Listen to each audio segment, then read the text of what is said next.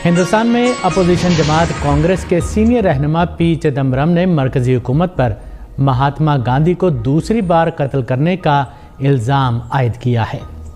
कांग्रेस के राज्यसभा के रुकन और साबिक वज़ीर ख़जाना पी चिदम्बरम ने पार्लियामेंट में पास हुए वीबीजी रामजी बिल के हवाले से बीजेपी हुकूमत को आड़े हाथों लिया। उन्होंने कहा कि इस मंसूबे में तब्दीली करके महात्मा गांधी को दूसरी बार कत्ल कर दिया गया है। ये ना तो सही तौर पर अंग्रेज़ी है और ना ही हिंदुस्तानी, बल्कि सिर्फ अंग्रेज़ी हरूफ में लिखे हिंदी अल्फाज है जिन्हें वज़रा को भी समझना मुश्किल लगता है। तमिलनाडु के चेन्नई शहर में मुनक्किदा प्रेस कॉन्फ्रेंस में पी चिदम्बरम ने कहा कि नया मंसूबा पूरे मुल्क में नाफिज नहीं होगा। मरकज़ी हुकूमत तय करेगी कि किन अजला और इलाकों में काम मिलेगा। वीबीजी रामजी नामी हुकूमती बिल को सख्त हद पे तनकीद बनाते हुए कांग्रेस के सीनियर रहनुमा ने कहा कि इसमें कहा गया है कि ये मंसूबा साल में 60 दिन नाफिज नहीं किया जा सकता बगैर ये बताए कि कौन से 60 दिन होंगे। पी चिदम्बरम ने कहा कि अगर किसी ज़िले को कोई काम नहीं वाला करार दिया जाता है तो लोग नौकरी का मुतालबा भी नहीं कर सकते। उन्होंने ये बात जोर देकर कही कि नए कानून में कई संगीन खामियां हैं। ये अब कोई एम्प्लॉयमेंट गारंटी स्कीम नहीं रही, इसमें कोई ज़मानत नहीं है और सबसे ज़्यादा नुकसान गरीबों को होगा। हिंदुस्तान में रेलवे किराए में इजाफे पर हिज़्ब इख्तिलाफ ने सख्त एतराज़ किया है। हिंदुस्तान में रेलगाड़ियों के किराए में इजाफे के ताल्लुक से हुकूमत का एक नोट सामने आने के बाद हिज़्ब इख्तिलाफ ने सख्त रद्द-ए-अमल का इजहार किया है। इस सिलसिले में कांग्रेस पार्टी ने मरकज़ की बीजेपी हुकूमत पर बजट से पहले खामोशी के साथ किराया बढ़ाकर आवाम पर बोझ डालने का इल्ज़ाम लगाया है। कांग्रेस पार्टी ने कहा है कि हुकूमत ने नए साल के मौके पर आवाम को रेल किराए में इजाफे का तोहफा दिया है। सीनियर कांग्रेसी रहनुमा पवन खेड़ा ने अपने समाजी राब्ते के एक्स पेज पर इस सिलसिले में लिखा है कि हुकूमत ने खामोशी और गैर मुजाज तरीके से रेल किराया बढ़ाकर अखलाकी पस्ती का सबूत दिया है। इस्लामाबाद ने एक बार फिर अफगानिस्तान को खबरदार किया है कि इसको तकफीरी दहशतगर्दों और पाकिस्तान में से किसी एक का इंतखाब करना होगा। पाकिस्तान के chief of defence forces field marshal Asim Munir ने कहा है कि अफगानिस्तान को पाकिस्तान और तकफीरी दहशतगर्दों में से एक का इंतखाब करना होगा। उन्होंने उलमा व मशाइख कॉन्फ्रेंस के खिताब में इल्ज़ाम लगाया कि अफ़गान तालिबान पाकिस्तान में दहशतगर्दी करने वालों की पुष्पनाही करते हैं। फील्ड मार्शल आसिम मुनीर ने कहा कि अफ़गानिस्तान की तालिबान हुकूमत के हिमायत याफ्ता दहशतगर्दों के हमलों में पाकिस्तान के बेगुनाह शहरी और मासूम बच्चे मारे जा रहे हैं। उन्होंने कहा कि अफ़गानिस्तान से पाकिस्तान में दहशतगर्दी के लिए आने वाले तकफीरियों में 70% अफ़गानी होते हैं। सहूनी फौजियों ने गरब उर्दू के इलाके जनीन में 2 फ़लस्तीनियों को शहीद कर दिया। दूसरी तरफ हमास ने सालिस मुल्कों से मुतालबा किया है कि सहूनी हुकूमत को गज़ा में जंगबंदी की खिलाफ वर्जी और जंगबंदी के दूसरे मरहले में रोड़े अटकाने से रोका जाए। अमरीकी तहकीक की बुनियाद पर अफ्रीका में नौज़ायदा बच्चों को हेपेटाइटिस बी वैक्सीन से महरूम किए जाने का इंकशाफ हुआ है। गैर मुल्की मीडिया के मुताबिक अफ्रीका में कमज़ोर नौमौलूद बच्चों को जानबूझकर एक साबितशुदा और जान बचाने वाली वैक्सीन से महरूम रखकर अमरीकी मुहक्किकीन एक तहकीक कर रहे हैं। इस तहकीक का बुनियादी अखलाकी मसला यह है कि ये एक रैंडमाइज्ड कंट्रोल्ड ट्रायल RCT है जिसमें गिनी बिसाओ में कुछ नौज़ायदा बच्चों को पैदाइश के वक्त हेपेटाइटिस बी की मुसल्लमा वैक्सीन नहीं दी जाएगी।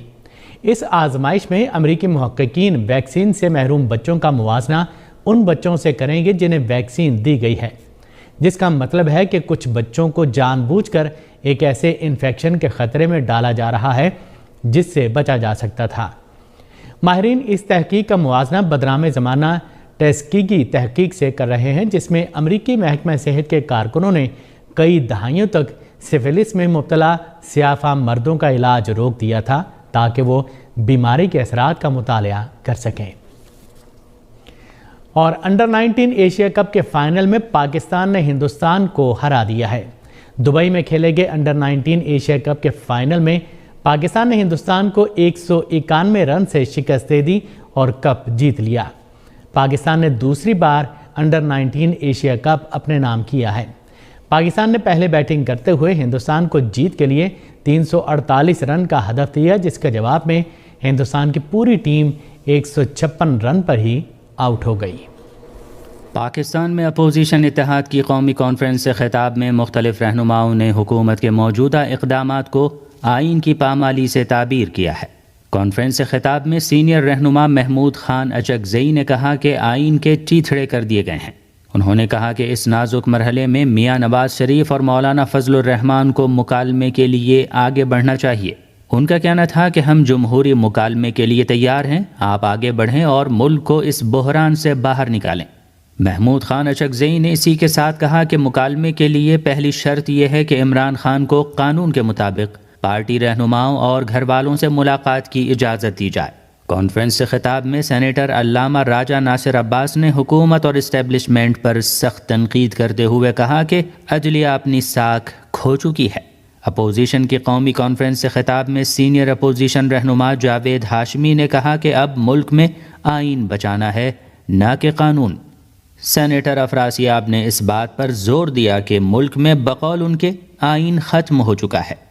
کانفرنس سے خطاب میں پاکستان تحریک انصاف کے چیئرمین بیرسٹر گوہر خان نے کہا کہ اس وقت بقول ان کے ملک میں عملاً مارشل لا لگا ہوا ہے۔ کانفرنس میں دیگر اپوزیشن رہنماؤں نے خبردار کیا ہے کہ طاقت کے بل پر ملک کے 25 کروڑ عوام کو دبا کر نہیں رکھا جا سکتا۔ مقررین نے قانون کی بالادستی پر زور دیا اور آئین کی بحالی کا مطالبہ کیا۔ یاد رہے کہ اسلام آباد میں تحریک تحفظ آئین پاکستان کے زیر اہتمام اپوزیشن اتحاد کی 2 روزہ قومی کانفرنس خیبر پختونخوا ہاؤس میں منعقد ہوئی۔ کانفرنس میں ایک قرارداد پاس کر کے سابق وزیر اعظم عمران خان اور ان کی اہلیہ بشرا بی بی کو گزشتہ روز سنائی جانے والی 17 برس قید کی سزا کی مذمت کی گئی اور اس کو انصاف کے منافی قرار دیا گیا۔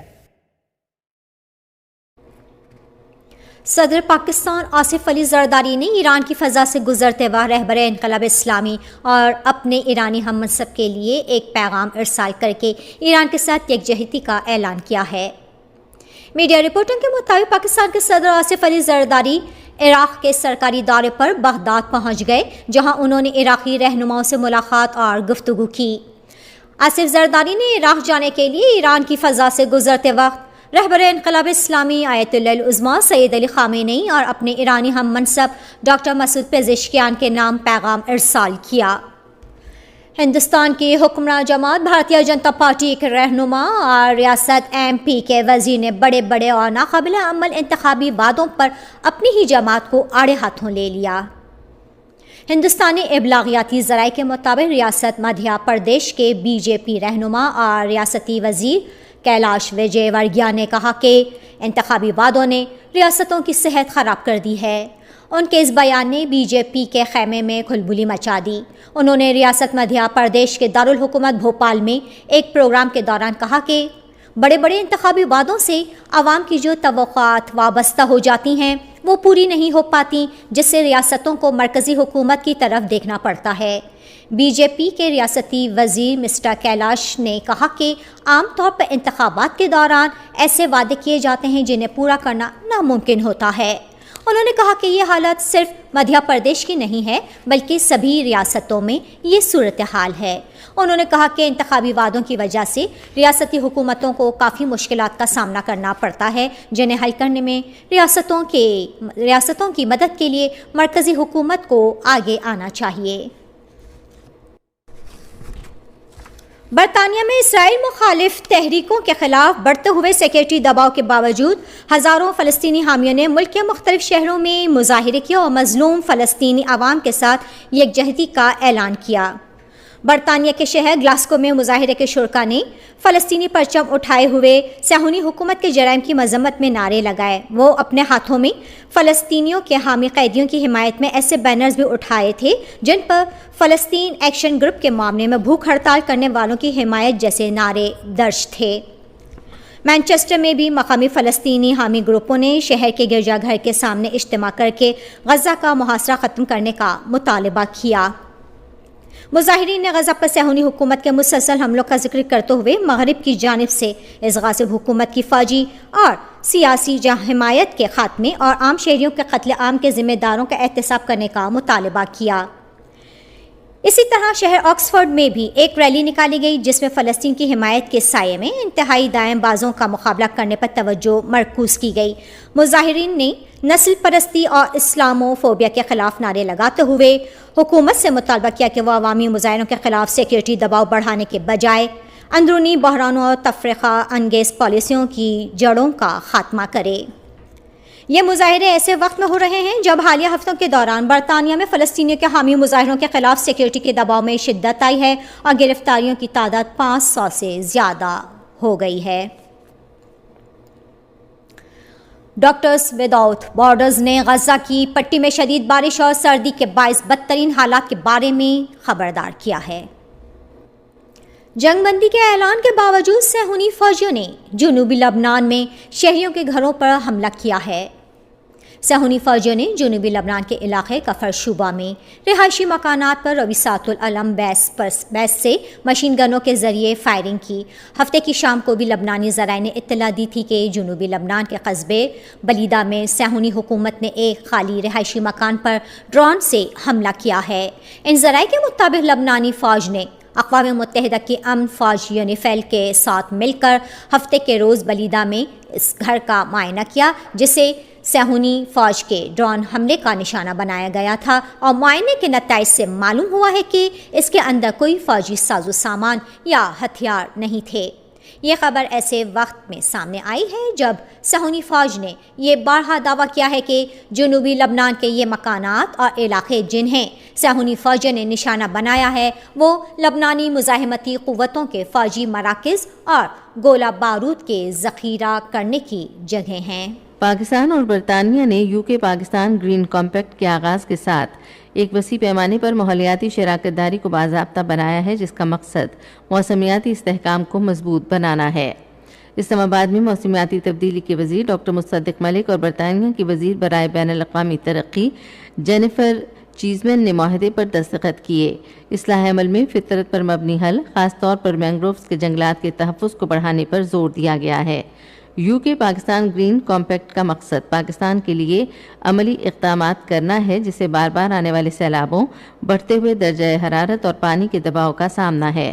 پاکستان کا مقصد تیل اور گیس پر انحصار کم کرنے کے لیے شمسی اور ہوا کی پیداوار کو بڑھانا ہے۔ پاکستان اور چین نے مفاہمت کی 24 یادداشتوں پر دستخط کے ذریعے اپنے تکنیکی تعاون کو وسعت دی ہے، جس کا مقصد IT تعاون پر مشترکہ ورکنگ گروپ کے تحت ڈیجیٹل تعاون کو مضبوط بنانا ہے۔ بیجنگ میں دستخط کی گئی مفاہمت کی یادداشتوں میں 1 حکومت سے حکومت، 7 حکومت سے کاروبار اور 16 بزنس ٹو بزنس کے معاہدے شامل ہیں۔ اس اقدام میں IT صنعت میں تعاون کو بڑھانے کے لیے ایک اختراعی اور عملی ڈیجیٹل کوریڈور تیار کرنے پر توجہ مرکوز کی گئی ہے۔ ڈیجیٹل کوریڈور کا مقصد پاکستانی ٹیکنالوجی کمپنیوں کے لیے نئی راہیں کھولنا اور ICT کے بنیادی ڈھانچے کی ترقی میں تعاون بڑھانا ہے۔ وزارت IT اور ٹیلی کام 3 لاکھ تک پاکستانی نوجوانوں کو جدید ڈیجیٹل مہارتوں کی تربیت دینے، AI کو فروغ دینے اور IT کی برآمدات اور ڈیجیٹل صلاحیت کو بڑھانے کے لیے متعدد بین الاقوامی تعاون پر عمل پیرا ہے۔ National highways and motorway police نے شدید دھند اور حد نگاہ صفر ہونے کے باعث موٹر ویز کے مختلف حصوں کو بند کر دیا ہے۔ M1 سوابی سے برہان اور M2 کو ٹھوکر نیاز بیگ سے کوٹ مومن تک بند کیا گیا ہے۔ M3 فیض پور سے درخانہ اور M4 پنڈی بھٹیاں سے عبدالحکیم تک بند ہے۔ اسی طرح M5 کو شیرشاہ سے روہڑی اور M11 لاہور سے سمبڑیال تک بڑی گاڑیوں کے لیے بند ہے۔ اسرائیلی فوج نے مقبوضہ مغربی کنارے میں مختلف کارروائیوں کے دوران ایک معصوم بچے سمیت 2 فلسطینیوں کو شہید کر دیا ہے۔ مقبوضہ مغربی کنارے میں اکتوبر 2023 سے اب تک اسرائیلی فوج اور غیر قانونی یہودی آبادکاروں نے 1000 سے زیادہ فلسطینیوں کو شہید اور 11000 کے قریب کو زخمی کیا ہے۔ ادھر اسرائیل کی سیکیورٹی کابینہ نے مقبوضہ مغربی کنارے میں 19 نئی غیر قانونی بستیوں کے قیام کی منظوری دی ہے۔ ادھر سعودی عرب نے مقبوضہ مغربی کنارے میں اسرائیلی حکومت کی طرف سے یہودی بستیوں میں توسیع کی شدید مذمت کی ہے، جبکہ اقوام متحدہ کے سیکرٹری جنرل اینٹونیو گوتریس نے کہا ہے کہ اسرائیل کی بے لگام آبادکاری کی توسیع کشیدگی کو ہوا دینے، فلسطینیوں کی زمین تک رسائی کو محدود کرنے اور ایک خود مختار فلسطینی ریاست کے استحکام کو خطرے میں ڈالنے کا باعث ہے۔ مقبوضہ مغربی کنارے میں اسرائیلی بستیوں کو بین الاقوامی قوانین کے تحت غیر قانونی تصور کیا جاتا ہے۔ جنوب مشرقی ایشیائی ممالک کی تنظیم کے وزرائے خارجہ آج ملیشیا کے شہر کوالالمپور میں ملاقات کریں گے، جس کا مقصد تھائی لینڈ کمبوڈیا تنازع پر تبادلہ خیال کرنا ہے۔ ایک بیان میں ملیشیا کی وزارت خارجہ نے کہا کہ آسیان اجلاس میں کشیدگی کم کرنے اور سرحدی لڑائی کے خاتمے میں مدد کے لیے اقدامات پر غور کیا جائے گا۔ نائجیریا کے حکام نے کیتھولک اسکول کے 130 مغوی بچوں کو بحفاظت رہا کرا لیا ہے۔ طلبہ کو شمالی وسطی نیجر ریاست میں سینٹ میری کے کو ایجوکیشنل بورڈنگ اسکول سے اغوا کیا گیا تھا۔ Pakistan cricket board Pakistan super league کے 11ویں ایڈیشن کے لیے 2 نئی ٹیموں کی بولیاں کل تک وصول کرے گا۔ پی ایس ایل کی 2 نئی ٹیموں کی نیلامی اگلے ماہ کی 8 تاریخ کو ہوگی۔ محکمہ موسمیات کی پیشگوئی کے مطابق آئندہ 12 گھنٹوں کے دوران بالائی خیبر پختونخوا، گلگت بلتستان اور کشمیر میں تیز ہوائیں چلنے، بارش اور پہاڑوں پر برف باری کا امکان ہے۔ ملک کے دوسرے علاقوں میں موسم سرد اور خشک رہنے کی توقع ہے۔ مشرقی پنجاب اور بالائی سندھ کے اضلاع میں دھند اور اسموک چھائی رہے گی۔ آج صبح ریکارڈ کیا گیا بعض شہروں کا درجہ حرارت۔ Islamabad 11 degree centigrade, Lahore 12، Peshawar 10، Karachi 16، Quetta 1، Murree 2، Muzaffarabad 7 اور Gilgit 4 degree centigrade. Srinagar, Leh, Pulwama, Anantnag, Shopian اور بارہمولہ میں مطلع ابرآلود رہنے، ہلکی بارش اور برف باری کا امکان ہے، جبکہ جموں میں موسم سرد اور مطلع جزوی طور پر ابرآلود رہے گا۔ آج صبح کے درجہ حرارت سری نگر، اننت ناگ اور شوپیاں میں 2 degree centigrade, Jammu 11، Leh -5، جبکہ پلوامہ اور بارہمولہ میں 1 ڈگری سینٹی گریڈ۔